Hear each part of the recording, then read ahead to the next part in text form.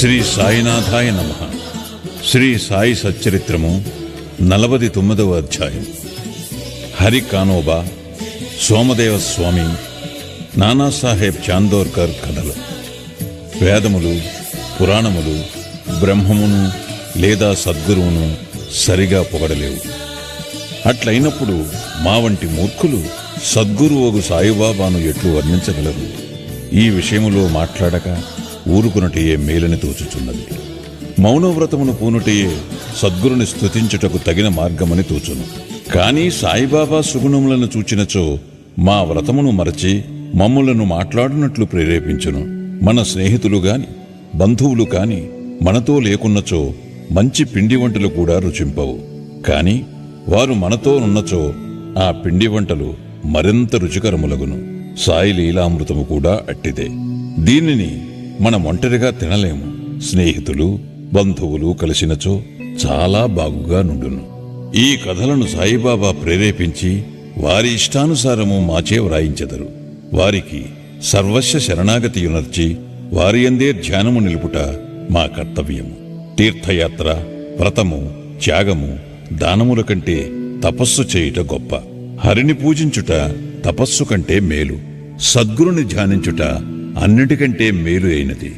కాబట్టి మనము సాయి నామమును నోటితో పలుకుచు వారి పలుకులను మననము చేయుచు వారి ఆకారమును మనస్సున భావించుకొనుచు వారిపై హృదయపూర్వకమగు ప్రేమతో వారి కొరకే సమస్త కార్యములను చేయుచుండవలను. సంసార బంధము నుండి తప్పించుకొనుటకు దీనికి మించిన సాధనము లేదు. పైన వివరింపబడిన ప్రకారము మన కర్తవ్యమును మనము చేయగలిగినచో సాయి తప్పనిసరిగా మనకు సహాయము చేయును, తుదకు మోక్షమునిచ్చును. ఇక ఈ అధ్యాయములోని కథల వైపు మరలెదము. హరి కానోబా.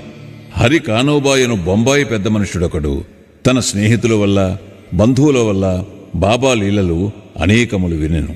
కాని నమ్మలేదు. కారణమేమన అతనిది సంశయ స్వభావము. బాబాను స్వయముగా పరీక్షించవలనని అతని కోరిక. కొంతమంది బొంబాయి స్నేహితులతో అతడు షిరిడీకి వచ్చాను. అతని తలపై జలతారుపాగా ఉండెను. అతని పాదములకు కొత్త చెప్పులుండెను. కొంత దూరము నుండి బాబాను చూచి బాబా వద్దకు పోయి సాష్టాంగ నమస్కారము చేయవలనని అనుకొనెను. కొత్త చెప్పులు ఎచ్చట ఉంచవలనో అతనికి తెలియలేదు.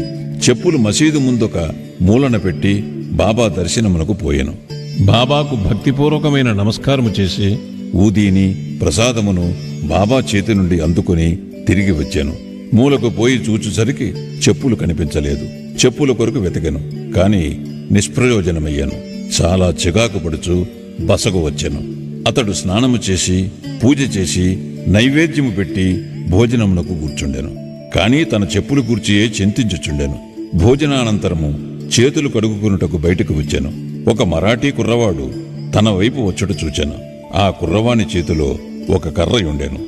దాని చివరన కొత్త చెప్పుల జత వేలాడుచుండెను. చేతులు కడుగుకొనుటకు బయటకు వచ్చిన వారితో అతడు బాబా తనను పంపిననియు వీధిలో హరీకా బేట జరీకా ఫేటా అని అరుచుమనియు చెప్పెను అనెను. ఎవరైనా ఆ చెప్పులు తమవే అన్నచో అతని పేరు హరి అనియు అతడు కానోబా కొడుకనియు అతని తలపై జరీపాగా కలదాయన సంగతి పరీక్షించిన తరువాత చెప్పులు ఇచ్చివేయమని చెప్పెను అనెను. ఈ కుర్రవాడిట్లు చెప్పుట విని హరికానోబా ఆశ్చర్యానందములు పొందెను. కుర్రవాణి వద్దకు పోయి చెప్పులు తనవని రూఢి చేశాను. అతడు తన పేరు హరి అనియు తాను కానోబా కుమారుడనియు తన తలపై ధరించు జరీపాగాను చూపెను. ఆ కుర్రవాడు సంతృప్తి చెంది చెప్పులు నిచ్చివేశాను. హరికానోబా మిక్కిలి ఆశ్చర్యపడెను. తన జల్తారుపాగా అందరికీ కనిపించవచ్చును కాని తన పేరు తన తండ్రి పేరు బాబాకెట్లు తెలిసెను? అదియే షిరిడీకి మొదటిసారి తన రాక. అతడచ్చటకు బాబాను పరీక్షించుటకే వచ్చెను. ఈ విషయము వల్ల అతడు బాబా గొప్ప సత్పురుషుడని గ్రహించెను. అతనికి కావలసినది బాబాను పరీక్షించుట. అది పూర్తిగా నెరవేరను. సంతోషముతో ఇంటికి పోయాను. సోమదేవస్వామి. బాబాను పరీక్షించుటకై ఇంకొకరు వచ్చిరి. వారి కథను వినుడు. కాకాసాహెబ్ దీక్షిత్ తమ్ముడు బాయీజీ నాగపూర్లో నివసించుచుండెను. 1906వ సంవత్సరములో హిమాలయమునకు పోయినప్పుడు సోమదేవస్వామి అను సాధువుతో అతనికి పరిచయము కలిగాను. ఆ సాధువు గంగోత్రికి దిగువ ఉత్తరకాశీకి చెందినవారు. వారి మఠము హరిద్వారములో కలదు. ఇద్దరూ పరస్పరము తమ చిరునామాలు రాసుకొనిరి. 5 సంవత్సరముల పిమ్మట సోమదేవస్వామి నాగపూరు వచ్చి భాయీజీ ఇంట్లో దిగెను. బాబా లీలలను విని సంతసించెను. షిరిడీకి పోయి బాబాను చూడవలనని అతనికి గట్టి కోరిక కలిగెను. భాయీజీ వద్ద నుంచి పరిచయపుటుత్తరమును తీసుకుని షిరిడీకి పోయాను.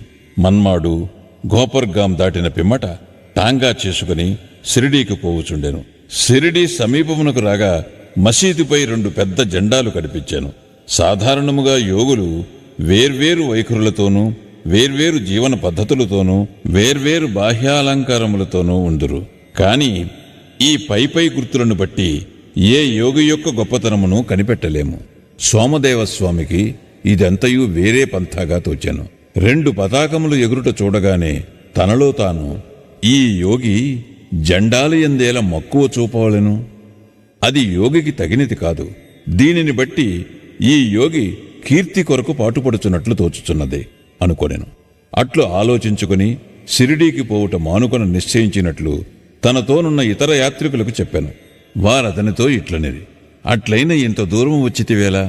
జెండాలను చూచినంతలో నీ మనస్సు చికాకు పడినచో షిరిడీలో రథము, పల్లకి, గుర్రము మొదలగు బాహ్యాలంకారములు చూచినచో మరెంత చికాకు పొందెదవు? సోమదేవస్వామి గాభరాపడి ఇట్లనెను, గుర్రములతోనూ పల్లకితోనూ జట్కాలతోనూ గల సాధువులను నేనెచ్చట చూచియుండలేదు. అట్టి సాధువులను చూచుట కంటే తిరిగిపోవుటయే మేలు అనెను. ఇట్లనుచూ తిరుగు ప్రయాణమునకు సిద్ధమయ్యెను. తక్కిన తోటి ప్రయాణికులు అతనిని తన ప్రయత్నమును మాని షిరిడీలోనికి పొమ్మనిరి. అట్టి వక్రాలోచన మానుమనిరి. బాబా ఆ జెండాలను కాని, తక్కిన వస్తువులను కాని, ఆడంబరములను కాని, కీర్తిని కాని లక్ష్యపెట్టని వారిని చెప్పిరి. అవన్నీ అలంకరించిన వారు బాబా భక్తులే కాని ఆయనకేమీ అవసరము గాని సంబంధము గాని లేదనిరి. వారి భక్తి ప్రేమల కొలది వారు వాటిని కూర్చిరని చెప్పిరి. తుట్టదొదకు ప్రయాణము సాగించి షిరిడీకి పోయి సాయిబాబాను చూచునట్లు చేసిరి. సోమదేవస్వామి మసీదు దిగువ నుంచి బాబాను దర్శించగానే అతని మనస్సు కరిగెను. అతని కళ్ళు నీటితో నిండెను. గొంతుక ఆర్చుకుని పోయాను. అతని కుంటి ఆలోచనలన్నీ అడుగంటిపోయాను. ఎచ్చట మనస్సు శాంతించి ఆనందమును పొంది ఆకర్షించబడును అదే మనము విశ్రాంతి పొందవలసిన స్థలము అని తన గురువు చెప్పిన దానిని జ్ఞప్తికి తెచ్చుకొనెను. అతడు బాబా పాదధూళిలో దొర్లుటకు తహతలాడెను. బాబా దర్శనము కొరకు దగ్గరకు పోగా, మా వేషము మా దగ్గరే ఉండని, నీ ఇంటికి నీవు పొమ్ము, తిరిగి మసీదుకు రావద్దు. ఎవరైతే మసీదుపై జెండా నెగురువైచుచున్నారో అట్టి వారి దర్శనము చెయ్యనేలా? ఇది యోగి లక్షణమా? ఇక్కడొక నిమిషమైనా ఉండవద్దు అనెను. ఆ స్వామి మిగులు ఆశ్చర్యపడెను. బాబా తన మనస్సును గ్రహించి బయటికి ప్రకటించుచున్నారని తెలుసుకొనెను.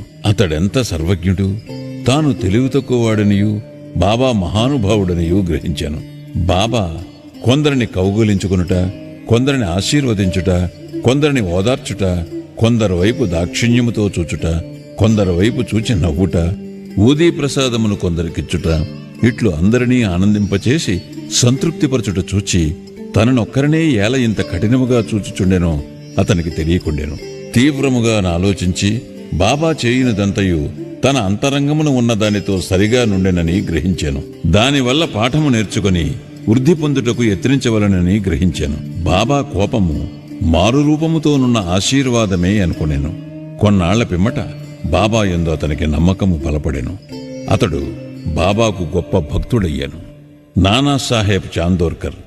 ఈ అధ్యాయమును హేమాడ్ పంత్ నానాసాహెబ్ చాందోర్కర్ కథతో ముగించెను. ఒకనాడు నానాసాహెబ్ మసీదులో మహల్సాపతి మొదలగు వారితో కూర్చుని ఉండగా బీజాపూర్ నుండి ఒక మహమ్మదీయుడు కుటుంబముతో బాబాను చూచుటకు వచ్చెను. అతనితో ఘోషా స్త్రీలుండుటచే నానాసాహెబ్ అచ్చటి నుండి లేవనించెను. కాని బాబా అతని నివారించెను.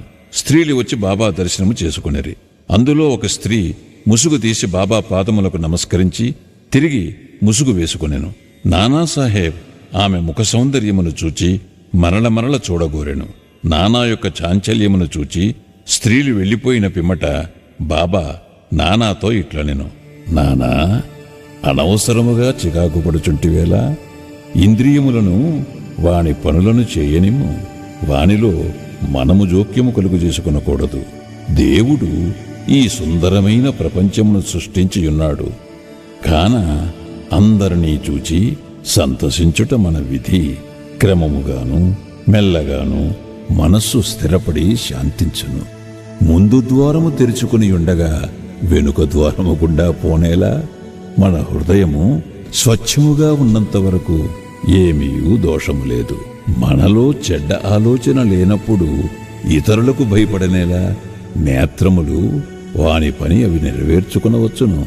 నీవు సిగ్గుపడి బెదరెదవేలా? శ్యామ అచ్చటనే ఉండెను. కాని బాబా చెప్పిన దానిని గ్రహించలేకపోయాను. ఇంటికి పోవు దారిలో శ్యామ ఆ విషయమే నాన్నడిగాను. ఆ చక్కని స్త్రీవైపు చూచి తాను పొందిన ఆ చంచలత్వమును గూర్చి నానా చెప్పాను. బాబా దాన్ని గ్రహించి ఎట్లు సలహానిచ్చెనో వివరించాను. బాబా చెప్పిన దాని భావము నానా ఇట్లు చెప్పదొడంగెను. మనస్సు సహజముగా చంచలమైనది. దానిని ఉద్రేకించినట్లు చెయ్యరాదు. ఇంద్రియములు చలింపవచ్చును. శరీరమును స్వాధీనమునందుంచుకునవలెను. దాని యోరిమి పోవునట్లు చెయ్యరాదు. ఇంద్రియములు విషయముల వైపు పరిగెత్తును. కానీ మనము వాని వెంట పోరాదు. మనము ఆ విషయములను కోరకూడదు. క్రమముగాను నెమ్మదిగాను సాధన చేయుట వలన చంచలత్వమును జయించవచ్చును. ఇంద్రియములకు మనము లోబడకూడదు. కానీ వానిని మనము పూర్తిగా స్వాధీనమందుంచుకొనలేము. సమయానుకూలముగా వానిని అణచి సరిగా నుంచుకునుచుండవలెను. నేత్రములు అందమైన వానిని చూచుట కొరకే ఇవ్వబడినవి. విషయముల సౌందర్యమును నిర్భయముగా చూడవచ్చును. భయమునకు గాని లజ్జకు గాని అవకాశము లేదు. దురాలోచనలు మనస్సునందుంచుకునరాదు. మనస్సున ఎట్టి కోరికయు లేక భగవంతుని సుందరమైన సృష్టిని చూడుము. ఈ విధముగా నింద్రియములను సులభముగాను సహజముగాను స్వాధీనము చేసుకునవచ్చును. విషయములు అనుభవించుటలో కూడా నీవు భగవంతుని జ్ఞప్తి అందుంచుకునేదవు. బాహ్యేంద్రియములను మాత్రము స్వాధీనమందుంచుకుని మనస్సును విషయముల వైపు పరుగుడినిచ్చినచో, వానిపై అభిమానం ఉండనిచ్చినచో చావు పుట్టుకుల చక్రము నశింపదు. ఇంద్రియ విషయములు హానికరమైనవి. నిత్యానిత్యములకు భేదమును గ్రహించు వివేకమును సారథిగా మనస్సును స్వాధీనమందుంచుకునవలెను. ఇంద్రియములను ఇచ్చవచ్చినట్లు సంచరింపచేయరాదు. అటువంటి సారథితో విష్ణుపదము చేరగలము. అదియే మన గమ్యస్థానం. అదియే మన నిజమైన ఆవాసము. అచ్చట నుండి తిరిగి వచ్చుట లేదు. శ్రీ సాయినాథాయ నమః. 49వ అధ్యాయము సంపూర్ణము. సద్గురు శ్రీ సాయినాథార్పణమస్తు. శుభం భవతు.